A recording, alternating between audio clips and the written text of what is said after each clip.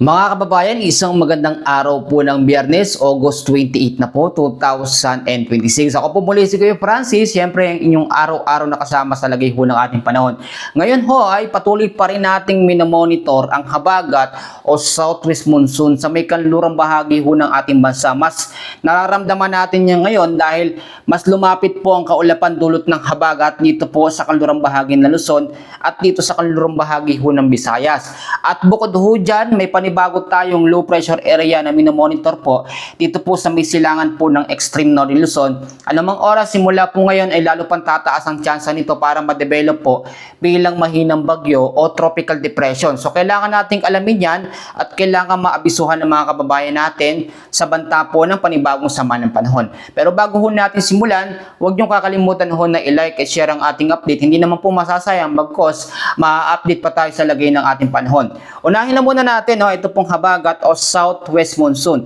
Kaya po medyo malakas ang habagat ngayon dahil po yan sa iniwang lakas o ibinigay na lakas ng dating bagyong Saudel. Ang bagyong Saudel, naging typhoon category po yun, kaya medyo nagkaroon ng lakas ng habagat o na-enhance ito ng kaunti. Pero hindi naman ito kasi lakas ng mga nakaraan talaga na yung pag-uulan buong maghapon po at talagang halos walang tigil. Pero ngayon meron tayong yellow and orange warning pero hindi naman yan buong maghapon. Biglang bugso lang pero ganun po karami yung ulan. Alamin muna natin yung panibagong update sa forecast weather condition na inilabas ho ng Pag-asa. Dito po sa area ng Benguet sa may La Union, kasama po ang Pangasinan, ang Zambales, Bataan at Occidental Mindoro ay patuloy po makakaranas ng occasional rains o yung mga mayat-mayang pag-uulan dahil po sa habagat o southwest monsoon. So hindi pa rin talaga humihina ang habagat kasi may iba't ibang dahilan ho tayo. Unang-una dahil sa bagyo, dahil sa low pressure area na ngayon ay present na, meron ditong panibagong LPA sa pabago-bagong direksyon.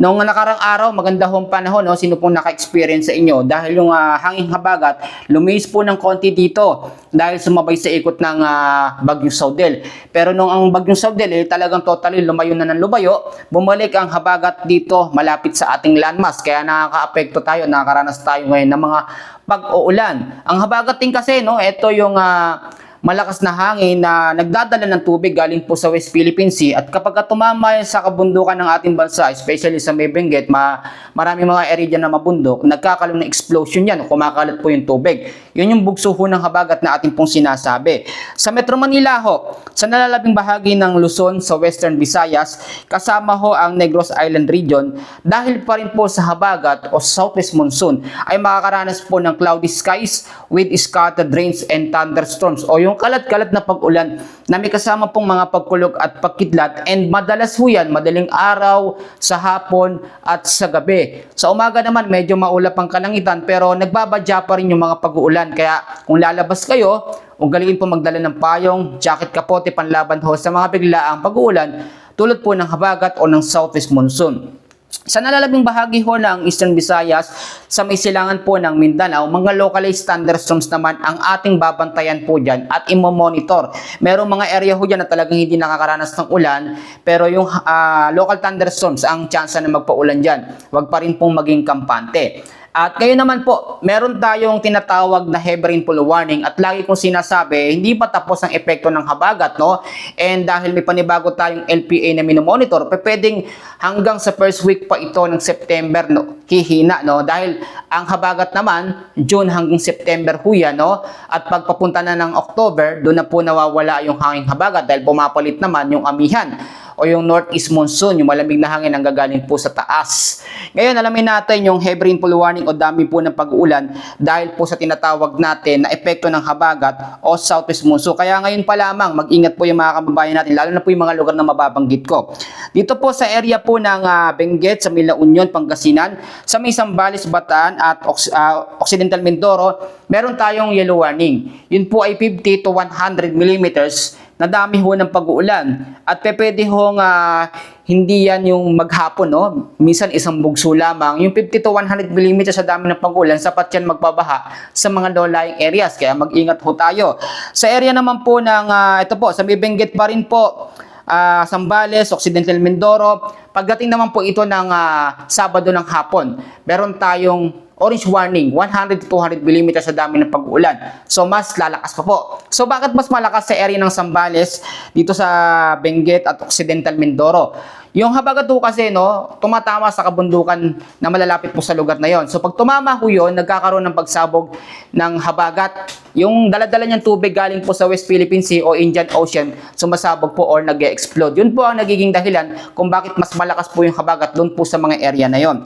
Meron naman tayong 50 to 100 mm sa dami ho ng pag-uulan dito po sa may Ilocos Norte, Ilocos Sur, Pangasinan, kasama ho ang Tarlac, kasama ang Nueva Ecija, Pampanga, Bulacan, parte ho ng Metro Manila, kasama ho ang Rizal, Cavite at Batangas pagdating po ng Sabado ng hapon hanggang sa Linggo ng hapon. Kailangan po natin maging alerto at mag-ingat at lagi mong binibigay yung mga paalala sa mga kababayan natin na lalabas ng bahay. Sa ngayon, wala pa naman tayo nakataas na gale warning dahil itong mga pag-uulan naman ito, hindi naman nasasamahan ng mga malalakas ho na bugso ng hangin. Tulad na aking sinasabi, ang lakas lamang ng habagat ay umaabot sa 35 to 50 kilometers per hour. Pero kapag bumugso ang habagat, mas malakas pa sa signal number 1 na kategory ng bagyo. Gaano ba kalakas ang signal number 1 na kategory ng bagyo? Yan po ay meron lakas na 39 to 68 kilometers per hour, no? At yung bugso ng habagat natin, nasa 62 to 88 kilometers per hour din ang lakas ng hangin. Halos parehas lamang po yan. So proceed tayo dito sa low pressure area na ito, dito sa misilangan po ng extreme north Luzon. Kitang-kita nyo naman, no?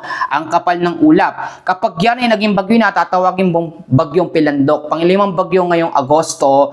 At syempre, karaniwang tanong, magiging malakas ba? Super typhoon o typhoon category. Upon checking po sa advanced weather forecast and doon sa tropical cyclone threat potential, hindi naman po yan lalakas sa pagiging typhoon o super typhoon o yung category 4 o category 5 na bagyo.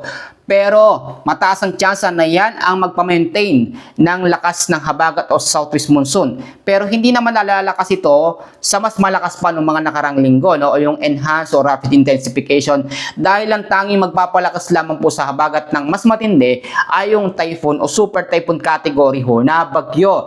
Hindi naman ito nakikita sa pagiging typhoon o super typhoon category. Kung ito man po ay maging tropical depression, mahinang bagyo, lalakas yan hanggang sa tropical storm. At kinakailangan nating i-monitor yan. Sa ngayon, hindi pa yan nakikita na magkakaroon ng landfall scenario sa ating landmass. Ito po yung landmass, no? Iba yung pumasok sa loob ng PAR, iba yung tumama sa kalupaan. Magkaiba po yung epekto, no? Yung tatama sa kalupaan, mas matindi ang epekto, lalo na po pag super typhoon. Kaya kinakailangan po natin mag-ingat. Summarize natin, pangunahing weather system pa rin.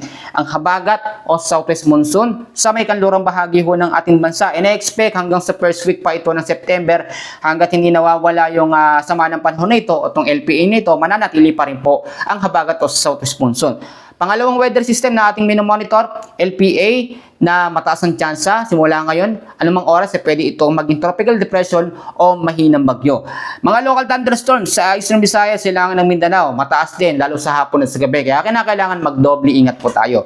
Mga kababayan, yan muna ang latest sa update natin sa lagay ng panahon.